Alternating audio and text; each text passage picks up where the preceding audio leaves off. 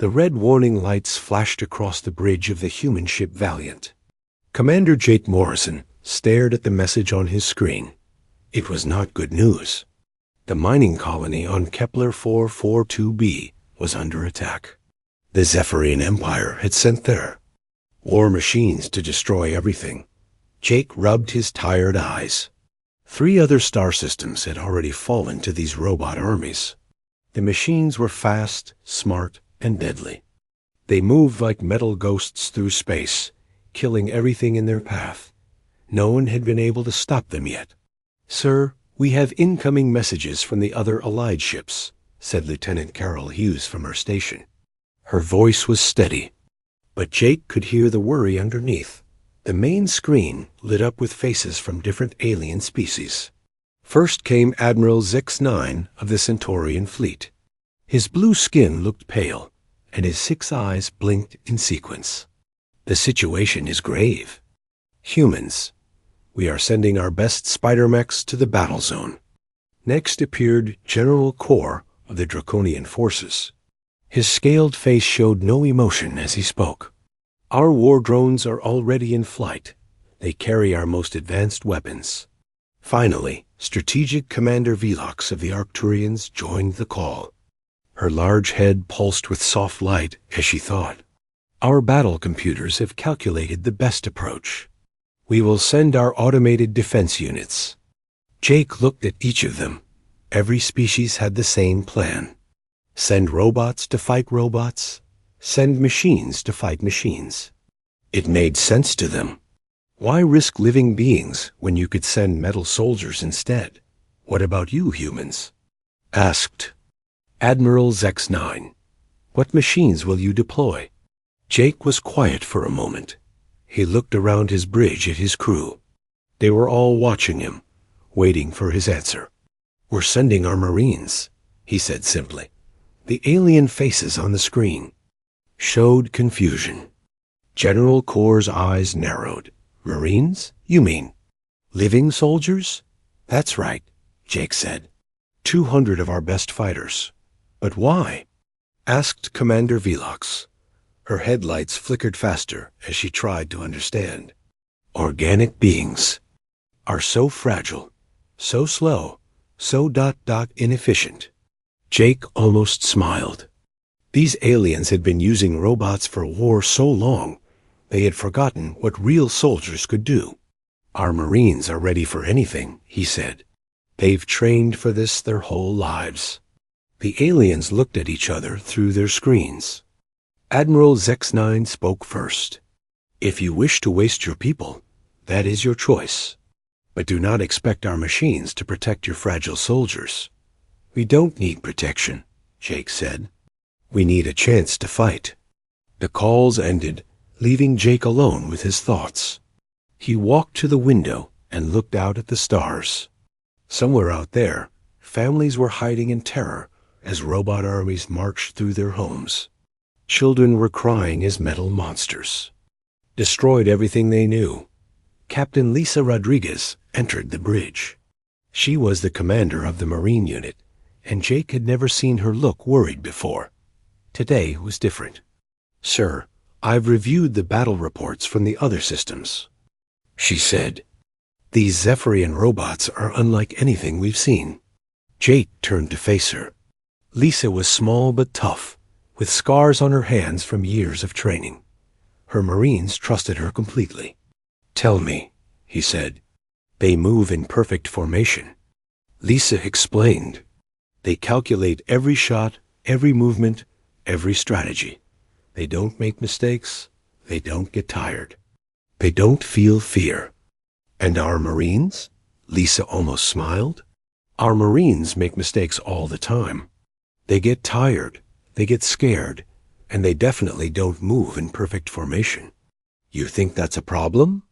"No, sir," Lisa said, and this time she did smile. "I think it might be exactly what we need." Down in the Marine Bay, Sergeant Amy Foster was checking her equipment. Her power armor was older than what the other species used, but it was reliable. Her rifle was simple but accurate. Most importantly, her hands were steady and her mind was sharp. Listen up, Marines, she called to her squad. The 12 soldiers gathered around her. They came from different parts of Earth, but they all had the same look in their eyes. They were ready to fight. The enemy has robots, Foster said. Big ones, small ones, flying ones, walking ones.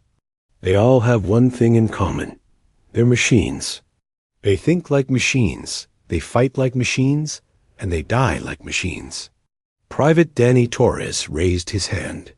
He was young, maybe 20, years old, with bright eyes and a quick smile. Sergeant, what's the difference between fighting machines and fighting people? Foster thought for a moment. Machines are predictable, Torres. They follow patterns. They have programs that tell them what to do. People are different. People are chaos. Another Marine, Corporal Katie Johnson, nodded. She was older than Torres, with gray in her hair and wisdom in her eyes. Chaos can be useful, she said. Machines don't know how to handle chaos. That's right, Foster said. While the other species send their perfect robot armies to fight perfect robot battles, we're going to do something different. We're going to be unpredictable. We're going to be human. The ship's speakers crackled to life. All hands, prepare for jump to hyperspace. Arrival at Kepler 442b in 6 hours. Jake Morrison felt the familiar sensation of the ship entering hyperspace. The stars outstretched into long lines of light. Soon they would reach the battle zone. Soon they would see if human soldiers could do what robot armies could not dot in the cargo bay. Lieutenant Ben Carter was reviewing the mission plans with his team. The maps showed the colony layout, the enemy positions, and the planned robot deployments. Everything looked neat and organized on the computer screen. Sir, said one of his Marines, where exactly are we supposed to fit into all this? Ben looked at the battle plan. The alien robots would attack from the north, south, and east. They would use long-range weapons and careful positioning. They would advance slowly and safely. We're not on the plan, he said. What do you mean, sir? I mean, we're going to write our own plan, Ben said. While the robots are fighting their careful, organized battle, we're going to do what humans do best. Which is? Ben grinned. We're going to improvise. The hours passed quickly. Soon the Valiant dropped out of hyperspace near Kepler 442b. The planet looked beautiful from space, with blue oceans and green continents. But Jake could see the dark smoke rising from the colony sites. The attack had already begun. Sir? Called Lieutenant Hughes from her station. I'm picking up massive robot deployments on the surface. Centauran spider mechs are engaging Zephyrian forces near the northern settlements. Draconian drones are fighting in the skies above the eastern cities. And the Arcturian units? Moving into position for a coordinated assault on the main enemy. Base, Jake nodded. The alien plan was working exactly as designed. Robots fighting robots in perfect, predictable patterns. What about the enemy? The Zephyrian forces are responding as expected. They're matching each deployment with appropriate countermeasures. It was like watching a chess game played by computers. Every move had a logical response. Every strategy had a counter-strategy. It could go on for hours or even days. Captain Rodriguez, Jake said into his communicator. Are your Marines ready? Yes, sir, came the reply. We're locked and loaded. Then let's show the galaxy what Deathworlders can do. The transport ships flew down through the atmosphere of Kepler 442b like metal birds diving toward prey. Captain Lisa Rodriguez felt her stomach drop as they hit turbulence. Around her, 200 Marines sat strapped into their seats, checking. Their weapons one last time dot through the small windows. Lisa could see the battle raging below. Explosions lit up the sky like deadly fireworks. Centauran spider mechs moved across the landscape on their 8 metal legs, firing blue energy beams. at Zephyrian hover tanks. In the air above, Draconian war drones twisted and turned in deadly dances with enemy interceptors. "It's like watching robots play war games," said Sergeant Amy Foster, who sat across from Lisa. "Everything so clean and organized." Lisa nodded. The alien machines fought with perfect precision. They calculated distances, analyzed threats, and executed strategies with mathematical accuracy.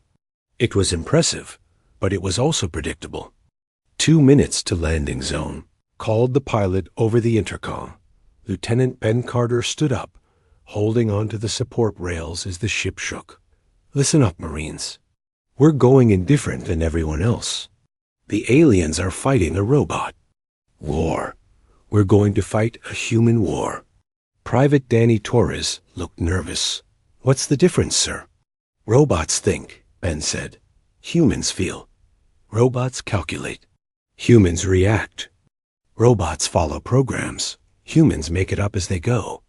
The transport ship touched down with a heavy thud.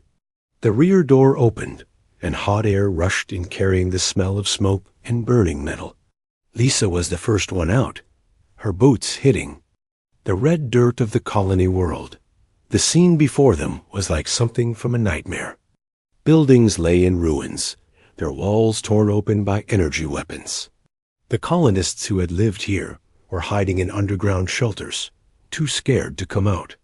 In the distance, the sound of robot battles echoed like thunder. "Squad leaders report?" Lisa said into her radio. "Foster here. My team is ready." "Carter reporting? We're good to go. Johnson's squad is operational." Lisa looked at the battlefield through her helmet display. The alien robots were following their battle plans perfectly. Centaurionets held the northern sector. Draconian forces controlled the air. Arcturian machines were preparing for a massive assault on the enemy base. And in the middle of it all, 200 human Marines stood ready to do something nobody expected. "Remember your training," Lisa said to her Marines. "Stay flexible. Stay unpredictable. And stay alive." Sergeant Foster led her squad toward the first objective, a communications tower that the enemy had captured. According to the battle plan, it should have been retaken by Centaurian spider mechs in approximately 47 minutes. But Foster had a different idea. "Torres, Johnson, Martinez," she called to 3 of her Marines. "See that drainage ditch running along the base of the tower?" They looked where she was pointing. The ditch was narrow and filled with muddy water. No robot would ever consider using it as an approach route. It was too messy, too uncomfortable, too undignified. "Perfect," Foster said. "That's our highway." The 4 Marines crawled through the muddy ditch, their armor getting dirty and their equipment getting wet. Any alien robot would have rejected this approach as inefficient. But humans had been crawling through mud since they lived in Caves Dot. As they got closer to the tower, they could see Zephyrian battle droids standing guard. The robots were impressive machines, each one 3 meters tall, with heavy armor and powerful weapons. Their sensors swept the area in perfect patterns, looking for threats. But they were looking for other robots. They were programmed to spot metal signatures, energy readings, and electronic signals. They were not programmed to notice 4 humans covered in mud, crawling through a drainage ditch like ancient hunters stalking prey. Foster held up her hand, signaling her team to stop. One of the guard robots was directly above them, its metal, feet just 2 meters away. She could hear the quiet hum of its processors, calculating threat assessments. She reached for her combat knife, a simple piece of steel that had been used by human soldiers for thousands of years. No alien species carried knives anymore. Why would they need primitive weapons when they had energy beams and smart missiles? Foster smiled grimly and stabbed upward through the drainage grate. The knife punched through the robot's foot sensor, sending sparks flying. The machine's warning systems went crazy, but its threat assessment programs could not understand what was happening. The damage was too small to be from a major weapon, too localized to be from an explosion, too random to fit any known attack pattern. While the robot tried to figure out what had hit it, Foster's team moved. They climbed out of the ditch and surrounded the confused machine. Torres attached an explosive charge to its back. Johnson cut through its communication cables. Martinez simply grabbed its weapon arm and pulled with all his strength. The robot fell over with a crash that echoed across the battlefield. "What was that?" came a voice over the radio. It was Admiral Zex-9 of the Centaurian fleet. "We detected an explosion near the communications tower, but our sensors show no weapons fire in that area." Foster grinned as she watched her team disable 2 more guard robots using similar tactics. "Must be a sensor malfunction, Admiral," she said innocently. Meanwhile, Lieutenant Ben Carter was leading his squad through the ruins of the colony's main street. The alien battle plans called for a careful advance using cover and suppression fire. Carter had read the plans and then decided to ignore them completely. "Follow me," he told his Marines, and started running directly down the middle of the street. His squad followed him, whooping and shouting as they ran. To any observer, it looked like madness. Robots never ran straight toward the enemy. Robots never made noise. Robots never drew attention to themselves. The Zephyrian defenders were caught completely off guard. Their targeting systems tried to lock onto the charging humans, but the Marines were moving too fast and too randomly.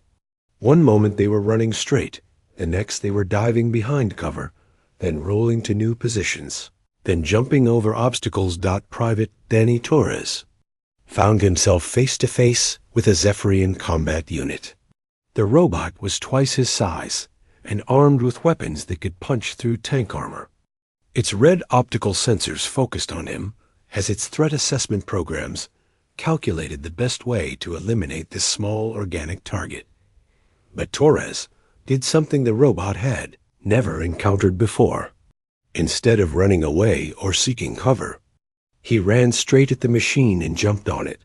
The robot's weapons could not target an enemy that was climbing on its own body. Its programming had no solution for a threat that was literally hugging it. While it tried to figure out what to do, Torres planted an explosive charge on its head and jumped clear.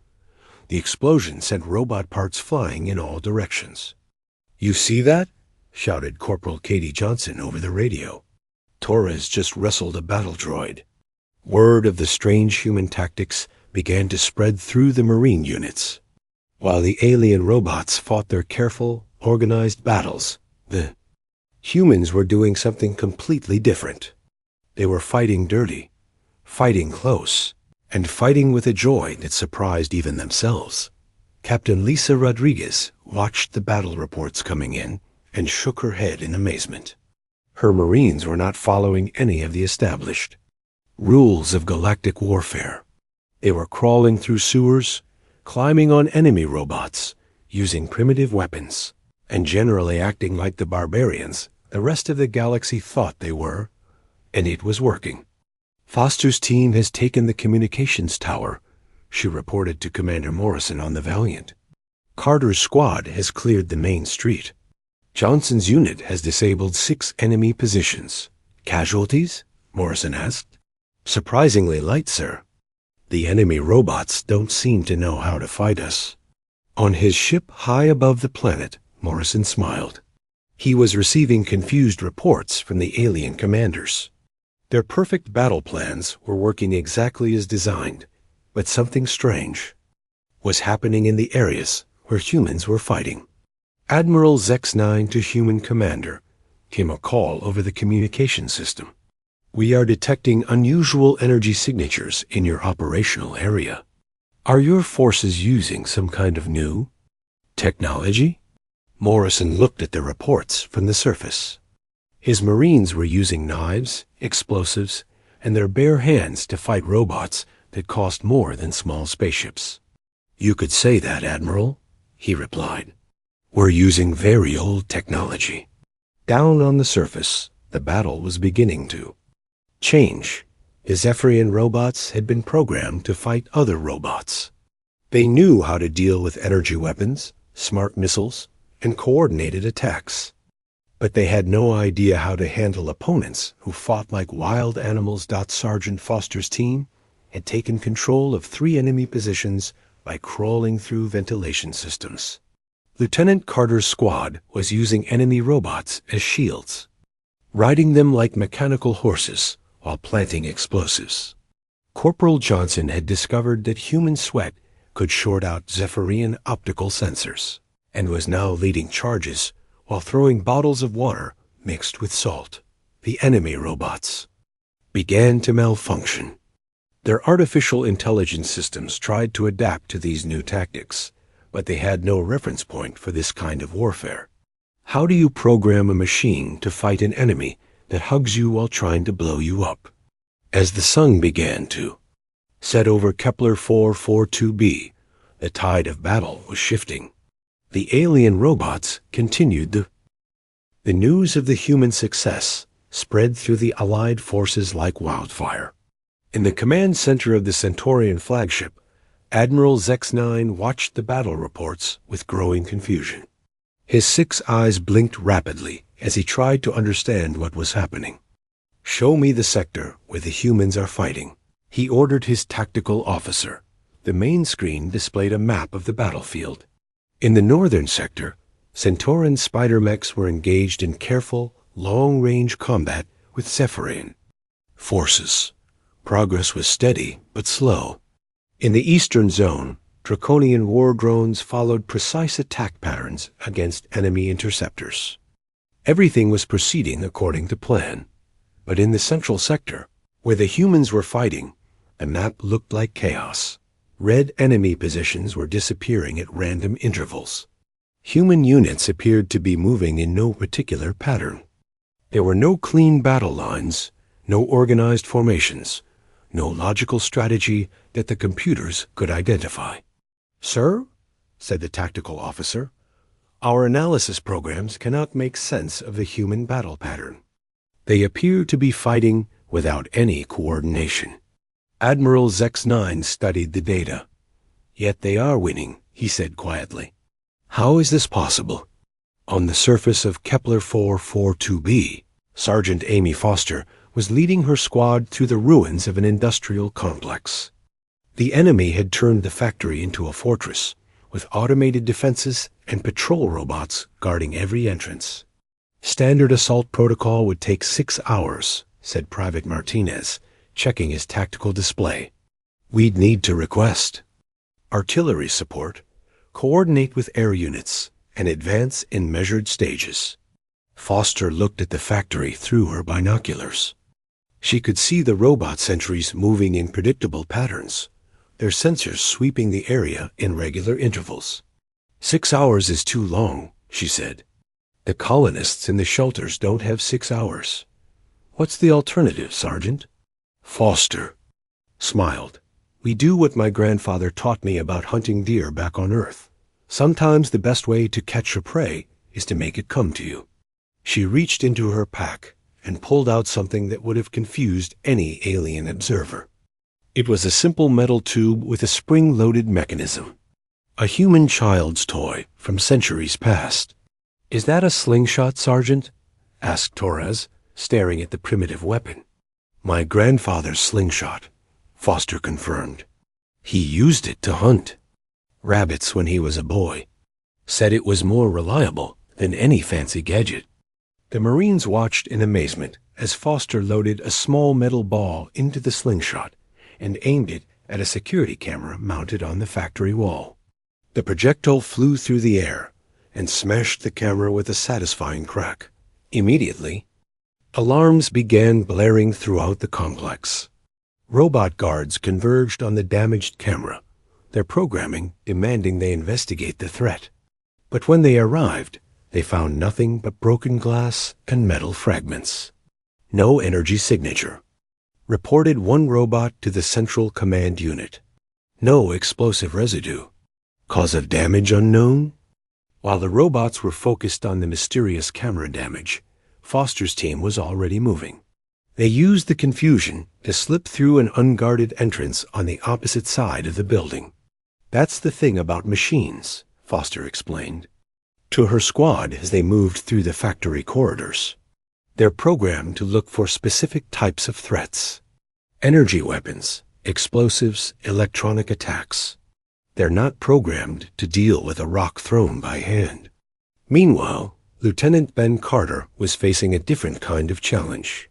His squad had encountered a group of advanced Zephyrian combat units that had learned to adapt to human tactics. These robots had been upgraded with new programming that made them more unpredictable. "They're not falling for the same tricks," reported Corporal Williams over the radio. "These machines are thinking differently." Carter watched as the enemy robots moved in less organized patterns, trying to mimic the chaos of human warfare. It was impressive, but it was still not quite right. The robots were following a program for unpredictability, which was itself a kind of predictability. "They're trying to be random," Carter said to his team. "But they're doing it in an organized way. They're following rules for breaking rules." Private Danny Torres nodded. "So what do we do, sir?" Carter thought for a moment, then grinned. "We stop trying to be tactical and start being stupid." He stood up in the middle of the battlefield and began singing at the top of his lungs. It was an old Earth song about home and family, completely inappropriate for a combat situation. His voice echoed off the ruined buildings as he walked straight toward the enemy robots. The Zephyrian combat units froze. Their new programming had prepared them for unpredictable tactics, but not for an enemy who would sing love songs while walking into battle. Their threat assessment systems went into overdrive, trying to analyze this bizarre behavior. Was it a psychological weapon? A distraction? Tactic? Some kind of sonic attack? The robot's computers churned through thousands of possibilities, while Carter's squad used the confusion to flank them from 3 different directions. "Contact!" shouted Torres as he opened fire on the confused robots. "They're just standing there." The battle was over in minutes. The advanced combat units, so busy trying to understand Carter's singing, had forgotten to fight back. Back on the Valiant, Commander Jake Morrison was receiving reports from across the battlefield. The human Marines were achieving victories that seemed impossible according to military science. They were using tactics that no computer could have calculated, weapons that belonged in museums, and strategies that made no logical sense. "Sir," said Lieutenant Hughes from her station, "I'm getting a call from Strategic Commander Velox of the Arcturian forces. She sounds ... disturbed." The main screen activated, showing the alien commander's large head pulsing with rapid flashes of light. "Commander Morrison," she said, "we need to discuss your force's combat methods. Our analysis computers are overheating trying to process their tactics." "What seems to be the problem, Commander?" "The problem is that your soldiers are not following any known principles of warfare. They attack when they should defend, retreat when they should advance, and use weapons that were obsolete before our species achieved spaceflight." Morrison nodded. "Earth weapons, Commander. We call them traditional tools, but why do they work? Our computers have run thousands of simulations, and none of them show these tactics as effective against modern robotic forces. Maybe that's exactly why they work," Morrison suggested. "Your computers can simulate known tactics, but they can't simulate the unknown." On the surface, Corporal Katie Johnson was proving Morrison's point. Her squad had been tasked with disabling an enemy communications array, but the facility was too heavily defended for a direct assault. The Zephyrian robots had sensors that could detect any approach, weapons that could stop any attack, and shields that could resist any explosive. Johnson studied the facility for an hour, then went to work with tools that would have made her alien allies laugh. She used a hand shovel to dig a tunnel, a rope to climb walls, and a mirror to redirect sunlight into enemy sensors. "Johnson to base," she reported over her radio. "Target is neutralized." "How did you get past their defenses?" asked Captain Rodriguez. "I didn't go past them," Johnson replied. "I went under them, over them, and around them. These robots are really good at watching doors and windows. They're not so good at watching for people who make their own entrances." The alien commanders were beginning to understand that they were witnessing something unprecedented. The humans were not just using different tactics. They were using a completely different philosophy of warfare. General Corps of the Draconian. Forces called an emergency meeting of the Allied command staff. "We need to understand how the humans are achieving these results," he said. "Their casualty rates are lower than ours. Their success rate is higher, and they're using equipment that our analysts say should be completely ineffective." Admiral Zex-9 agreed. "Our spider mechs are the most advanced combat units in the galaxy, but they're being outperformed by humans carrying primitive weapons." "Perhaps," suggested Strategic Commander Velox, "we have been thinking about warfare in the wrong way. We have focused on creating perfect machines to fight perfect battles. But what if perfection itself is the weakness?" On the battlefield, Sergeant Foster was discovering the truth of that statement. Her team had encountered a Zephyrian super robot, a massive machine designed to be the ultimate combat unit. It had perfect armor, perfect weapons, and perfect programming. It was also perfectly predictable. Foster watched the machine's movements for 10 minutes, timing its patrol route and sensor sweeps. Like all perfect machines, it followed a perfect pattern. Every step was calculated, every turn was precise, every action was optimized for maximum efficiency. "Torres," she said to her youngest Marine, "see that pile of rubble over there? I want you to throw rocks at that robot." "Rocks, Sergeant?" "The biggest ones you can find. Aim for its head." Torres looked confused, but followed orders. He picked up a chunk of concrete and hurled it at the super robot. The rock bounced off its armor without causing any damage, but the machine's sensors detected the impact. The robot turned toward the source of the attack, its weapon systems powering up. Its computers analyzed the threat level of the rock and determined it was minimal. The machine resumed its patrol. Again, foe. The dawn of the second day brought a new understanding to the Allied forces. In the command centers of ships orbiting Kepler 442b, alien officers studied battle reports that challenged everything they thought they knew about warfare. Admiral Zex-9 stood before a holographic display showing the night's combat results. His tactical staff remained silent as he processed the impossible data. "In 12 hours, he said slowly, the human forces have achieved what our projections said would take 3 days. "Sir," ventured his chief analyst, "perhaps their equipment is more advanced than we realized." ZEX-9 activated a recording from the battlefield. The screen showed Sergeant Foster's team attacking a fortified position. But instead of using energy, weapons, or smart missiles, the humans were throwing bottles filled with a liquid that made the robot's sensors malfunction. "What kind of advanced technology is that?" asked the analyst. "According to our intelligence," Zex-9 replied, "it's soapy water." On the surface, Major Alex Turner was coordinating the largest human assault of the battle. His target was the main Zephyrian Command Center, a massive fortress protected by the most sophisticated defenses in the enemy arsenal. The alien battle plans called for a massive, coordinated strike using all available robotic forces.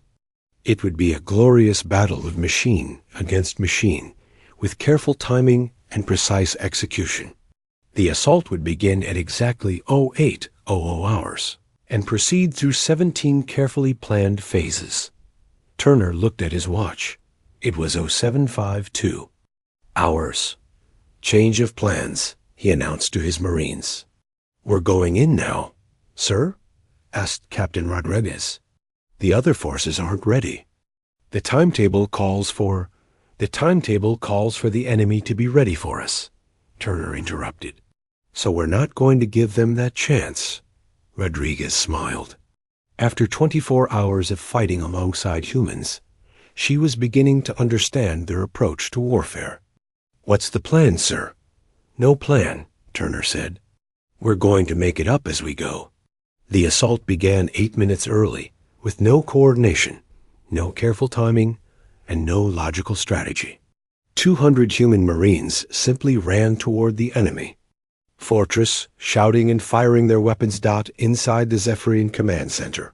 The defensive computers went into emergency mode. This was not the expected attack.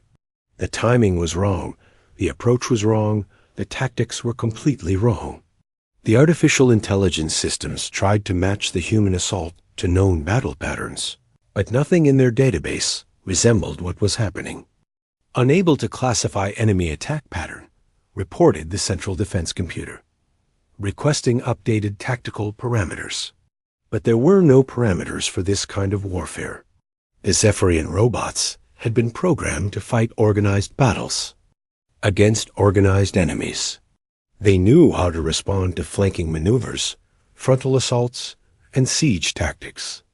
They had no idea how to handle 200 humans who were making up their strategy as they went along. Katie Johnson found herself separated from her squad when a wall collapsed during the attack. Instead of retreating to regroup, she decided to explore the enemy facility on her own. She crawled through ventilation shafts, hid in storage closets, and generally treated the heavily fortified command center like a playground. This is actually kind of fun, she reported over her radio while sliding down a maintenance ladder. Johnson, where are you? Came Captain Rodriguez's voice. I'm in some kind of server room, Johnson replied, looking around at banks of computer equipment. There are a lot of robots here, but they're all busy working on computers. They don't seem to notice me. Johnson was experiencing something that no alien strategist had ever considered. The Zephyrian robots were so focused on fighting the organized battle outside that they ignored the chaotic human wandering through their most secure areas. Can you do anything useful while you're in there? Rodriguez asked. Johnson studied the computer systems around her. They were incredibly advanced, with quantum processors and neural networks that could calculate faster than entire human civilizations. But they were also plugged into wall outlets, like any appliance. I think so, Johnson said, and unplugged. The main server, half the fortress's defensive systems shut down immediately. Outside, Lieutenant Ben Carter noticed that the enemy weapons had stopped firing. Hey, looks like someone turned off the lights, he called to his squad. Must be Johnson, Torres replied. She's good at finding switches. The human assault continued with the same chaotic energy that had defined all their battles. They climbed walls instead of using doors, threw rocks instead of grenades, and generally acted like the barbarians their alien allies thought they were. But it was working. The enemy robots, designed to fight civilized warfare, could not adapt to opponents who refused to be civilized. Private Danny Torres found himself face-to-face with a Zephyrian commander unit, an advanced robot designed to coordinate battle tactics. The machine's optical sensors focused on him as it began to speak. Human soldier, it said in perfect English, you are acting outside established military protocols. Your tactics are inefficient, and your strategy is non-existent. Why do you persist in these irrational behaviors? Torres thought about the question for a moment. Because we're from Earth, he said simply. That is not a logical explanation. Earth isn't a logical planet, Torres replied. We have earthquakes that can level cities, storms that can sink ships, and animals that hunt humans for fun. If you want to survive on Earth, you learn to adapt to chaos. The robot processed this information, but adaptation requires logical parameters. Chaos cannot be programmed. Exactly, Torres said, and tackled the robot while it was trying to. understand his answer. The machine fell over. Its sophisticated combat programming, useless against an opponent who fought with pure instinct. While it calculated the probability of various counterattacks, Torres simply hit it with a wrench until it stopped moving. Across the battlefield, word was spreading about the human approach to warfare. The alien commanders watched in fascination, as their most basic assumptions about combat were challenged by soldiers, who seemed to treat battle like a sport. General Kor of the Draconian forces called his senior staff together. "I want to understand what makes these humans so effective," he said. "Send observation teams to monitor their tactics." The Draconian observers arrived just in time to see Sergeant Foster's squad attacking an enemy supply depot. But instead of using their assigned weapons, the humans had armed themselves with tools they found in the ruins of the colony. Foster carried a welding torch that she used like a flamethrower. Martinez had found a construction crane that he drove like a tank. Williams was throwing paint cans that exploded on impact, covering enemy sensors with bright colors. "Are those construction tools?" asked one of the Draconian observers. "Affirmative," replied his companion. "The humans appear to be using civilian equipment as weapons. But why would they do that when they have proper military gear?" The question was answered when they watched Martinez use his crane to pick up an enemy robot and drop it into a garbage compactor. The machine was destroyed instantly, something that would have taken several minutes if sustained fire from conventional weapons. "Because," the observer said quietly, "they see weapons everywhere we see only objects." This insight was spreading throughout the alien forces. The humans didn't just use different tactics. They saw the entire battlefield differently. Where aliens saw obstacles, humans saw opportunities. Where aliens saw problems, humans saw puzzles to solve. Captain Lisa Rodriguez was coordinating the final assault on the command center when she received an unexpected communication. It was Admiral Zex-9 from the Centaurian flagship. "Captain Rodriguez," the alien commander said, "I have a request. My tactical officers would like to observe your assault methods. They wish to understand how you achieve such results with primitive approaches." Rodriguez looked around at her Marines. They were covered in dirt, armed with improvised weapons, and grinning like children playing a game. "You're welcome to watch, Admiral," she said. "But I should warn you, we don't really know what we're doing." "That," said Zex-9, "appears to be exactly why you're so successful." The final phase of the battle began with Major Turner leading a charge straight through the main entrance of the enemy fortress. The Zephyrian defenders had programmed their defenses to repel organized assaults, flanking maneuvers, and siege tactics. They were not prepared for 200 humans who simply ran at them screaming. "This is madness," transmitted one robot to another as the humans poured through their defensive lines. "Negative," replied its companion. "Madness implies irrationality without purpose. These humans appear to have purpose, but they achieve it through methods that cannot be calculated." Private Torres found himself in the fortress's main computer room, surrounded by machines that controlled the entire Zephyrian operation on the planet. The computers were protected by security systems that could stop any known form of cyber attack. But Torres wasn't planning a cyber attack. He was planning something much simpler. He found the main power cable and cut it with his knife. Every computer in the facility shut down at once.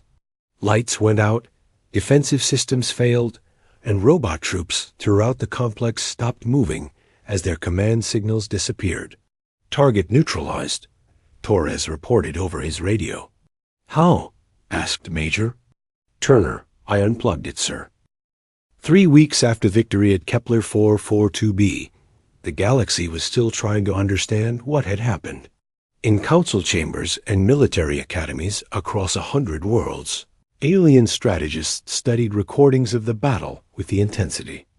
of scholars examining ancient mysteries. Commander Jake Morrison stood in the conference room of the newly established Tactical Innovation Center, looking out at the rebuilt colony below. The human Marines had helped the colonists reconstruct their homes, but they had also built something new. Training facilities where alien soldiers could learn what the galaxy was calling Deathworlder tactics. "Commander Morrison," said Admiral ZEX-9 as he entered the room, "the Centauran High Command has approved our request. We want to establish joint training programs between our forces and your Marines." Morrison turned from the window. The alien admiral looked different than he had during the battle. His 6 eyes showed a new respect, and his posture suggested someone who had learned important lessons. "What kind of training are you thinking about, Admiral?" "We want our robots to learn unpredictability," Zex-9 explained. "Our engineers have been studying your Marines' combat recordings. They believe they can program chaos algorithms into our combat units." Morrison almost smiled. "Admiral, chaos can't be programmed. That's what makes it chaos. Then how do we teach our machines to fight like your soldiers?" "You don't," Morrison said. "But you can teach your people to fight alongside them." This was the new reality that the galaxy was struggling to accept. The age of pure robotic warfare was ending, not because the machines were obsolete, but because they were incomplete. Every species was beginning to understand that the most effective military force combined artificial precision with organic unpredictability. In the training yard below, Sergeant Amy Foster was teaching a class of Centaurier technicians how to maintain equipment in combat conditions. The aliens watched in amazement as she showed them how to repair a communication device using spare parts from a coffee maker and a child's toy. "But the repair manual calls for specific components," protested one of the technicians. "Manuals are written for perfect conditions," Foster replied. "In combat, nothing is perfect. You have to work with what you have." She demonstrated by fixing a broken sensor array using wire from a light fixture, insulation from a pillow, and determination from years of making impossible things work. The repair was crude, inefficient, and completely successful. "Your species thinks in terms of optimal solutions," Foster continued. "We think in terms of solutions that work. Sometimes the difference between those two things can save your life." Meanwhile, Lieutenant Ben Carter was leading a mixed unit of humans and Draconian pilots through urban combat exercises. The Draconians were excellent soldiers, but they had been trained to follow precise tactical doctrines. Carter was teaching them to improvise.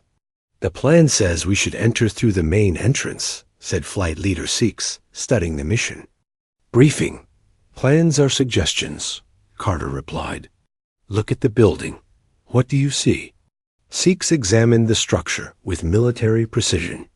1 primary entrance, 2 secondary exits, 14 windows on the ground floor, defensive positions covering all approaches. "I see a drainage pipe that goes under the building, a balcony we can climb to, and a skylight that nobody's watching," Carter said.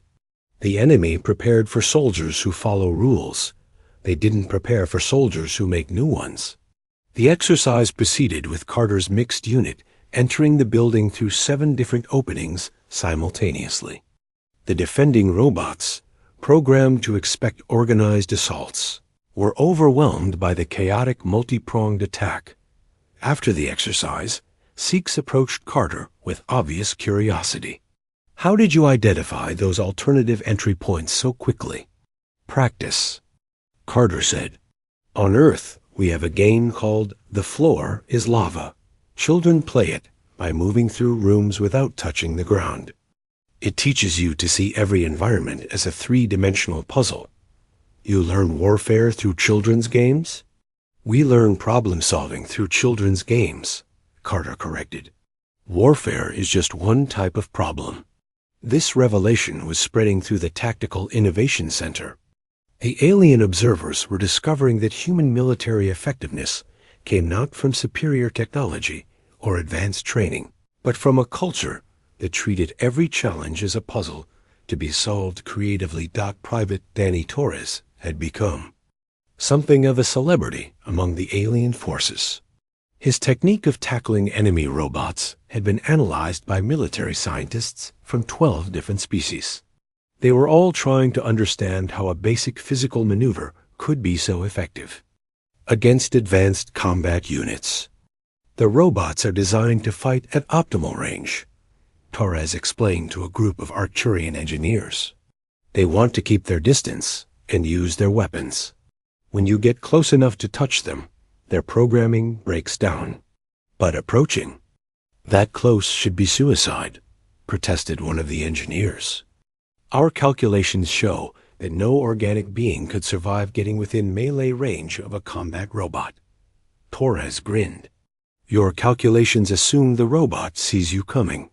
He demonstrated by sneaking up on a deactivated training robot, moving with a silence that amazed the alien observers.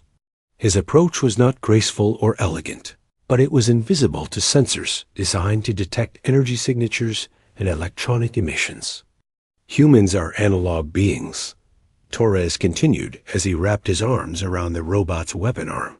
We don't emit the signals that machines look for. To their sensors, we're barely there. The aliens were beginning to understand that humans had a natural stealth advantage against artificial opponents. They were biological beings fighting electronic enemies, and the two types of intelligence operated on completely different principles.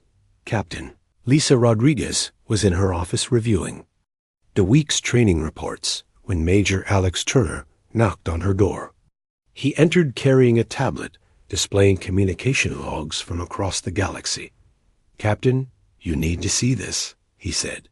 We're getting requests from military commands throughout the Allied sectors. Everyone wants human advisors for their forces. Rodriguez scrolled through the messages. The Hegemony Defense Fleet wanted human specialists to help design unpredictable tactics. The Border Patrol requested training in improvised combat techniques. Even the Peaceful Meditation Guild was asking for instruction in controlled chaos theory. How many requests? She asked. 47 star systems so far, Turner replied. And more coming in every day. Rodriguez leaned back in her chair. 3 weeks ago, humanity had been considered a minor species with primitive military technology. Now they were being treated as the galaxy's foremost experts on a completely new form of warfare. The funny thing is, she said, we're not teaching them anything new. We're just teaching them to remember things they forgot. Turner nodded. Every species probably fought this way once, before they developed robots to do their fighting for them.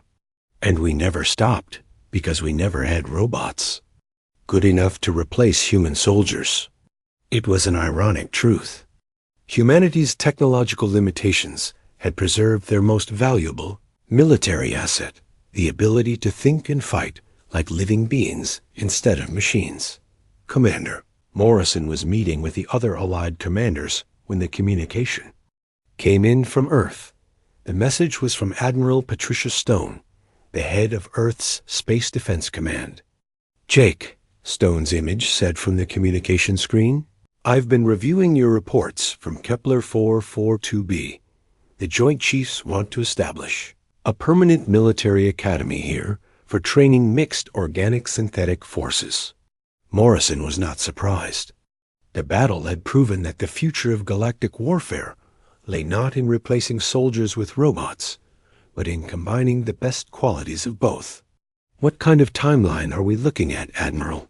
Construction begins next month, Stone replied. We're calling it the Tactical Adaptation Institute.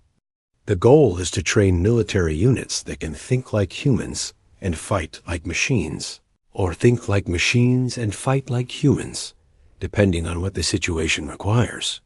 After the communication ended, Morrison walked to the window again. In the training yard below, he could see the future of military science taking shape. Human Marines were teaching alien soldiers to be unpredictable. Alien engineers were teaching humans to integrate advanced technology into chaotic combat situations. Robot technicians were learning to build machines that could work with organic partners instead of replacing them. It was messy, inefficient, and completely unscientific. It was also working better than anything the galaxy had seen before. Sergeant Foster approached him as he watched the training exercises. "Sir, I've been thinking about something." "What's that, Sergeant?" "All these aliens keep asking us how we learn to fight the way we do. They want to know our secret training methods and advanced tactics." Morrison smiled. "And what do you tell them?" "I tell them the truth," Foster said. "We learned by growing up on a planet that was trying to kill us every day. Earthquakes, hurricanes, predators, diseases, volcanoes. Earth taught us that survival means being ready for anything. And now we're teaching the galaxy the same lesson." Foster nodded. "Turns out the best military training is just learning how to live on a death world." As the sun set over Kepler 442b, Morrison reflected on how much had changed. The galaxy had spent centuries perfect.